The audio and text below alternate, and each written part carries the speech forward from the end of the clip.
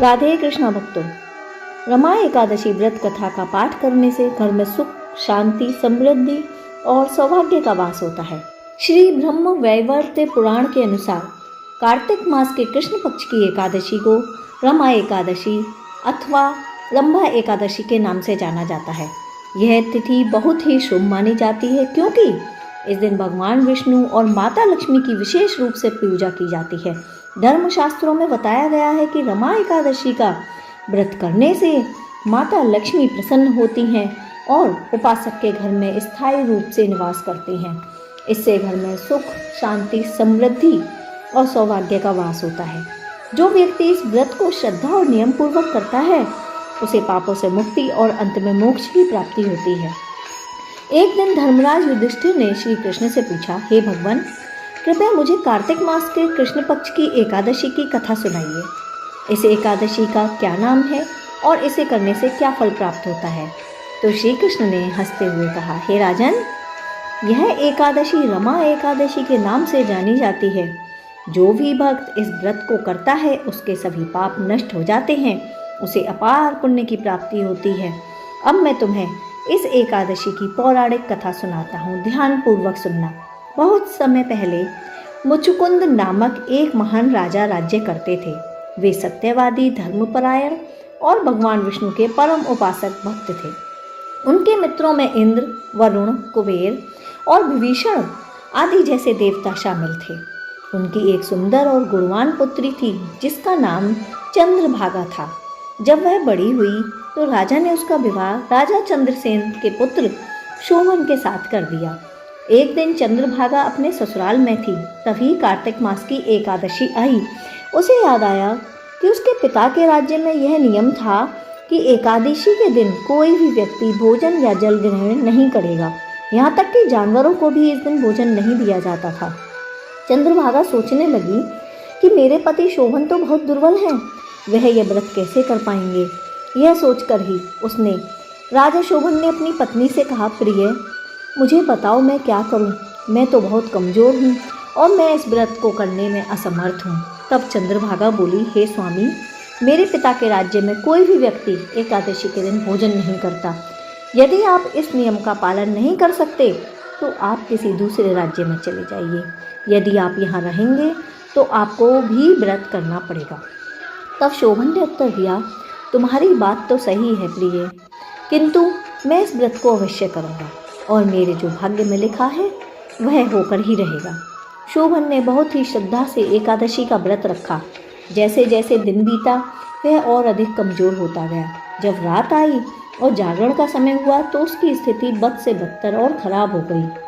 अंततः भोर होने से पहले ही शोभन की मृत्यु हो गई। उसका अंतिम संस्कार विधि पूर्वक कर दिया गया। चंद्रभागा ने अपने पति के साथ सती न होकर अपने पिता के घर लौटने का निर्णय लिया।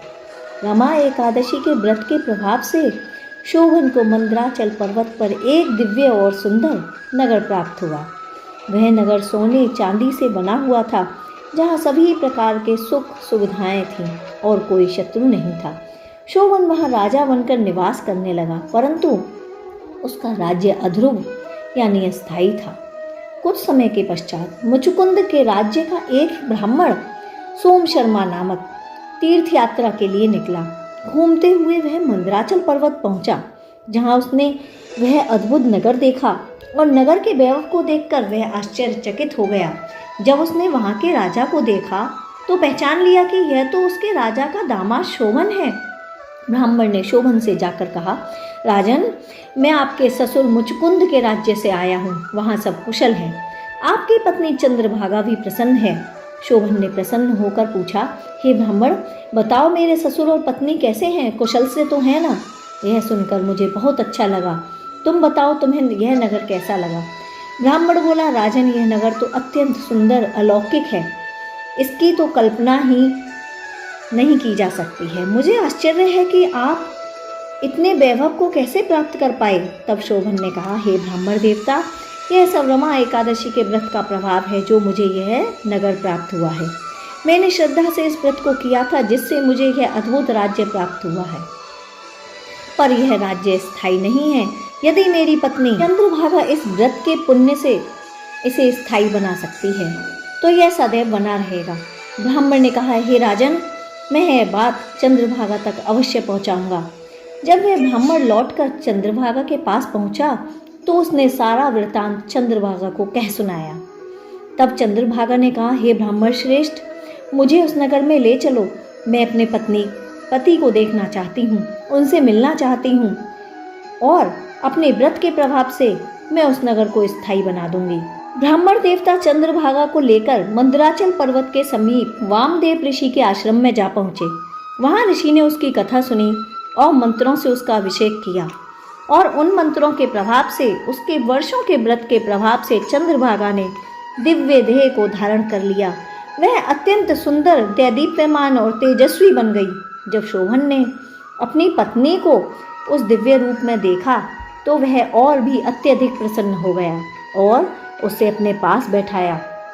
चंद्रभागा ने कहा, हे प्राणनाथ, जब मैं 8 वर्ष की थी तभी से नियमित रूप से एकादशी का व्रत करती आ रही हूँ और उन्हीं व्रतों के प्रभाव से आपका यह नगर अविस्थायी हो जाएगा और कभी नष्ट नहीं होगा।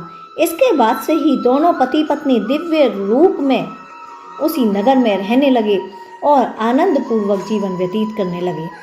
भगवान श्री कृष्ण ने कहा, हे राजन, यही रमा एकादशी की पवित्र कथा है।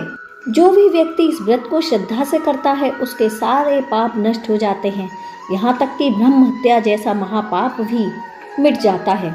जो भी भक्त इस व्रत की कथा को सुनता है या सुनाता है वह मृत्यु के बाद विष्णु लोक में स्थान प्राप्त कर लेता है। रमा एकादशी केवल व्रत नहीं है बल्कि श्रद्धा, भक्ति और संयम का प्रतीक है। यह व्रत मनुष्य के जीवन में पवित्रता लाता है, मन को शुद्ध करता है और जीवन में सुख समृद्धि देता है। माता लक्ष्मी की कृपा से व्यक्ति के घर में धन, शांति और सौभाग्य का वास होता है।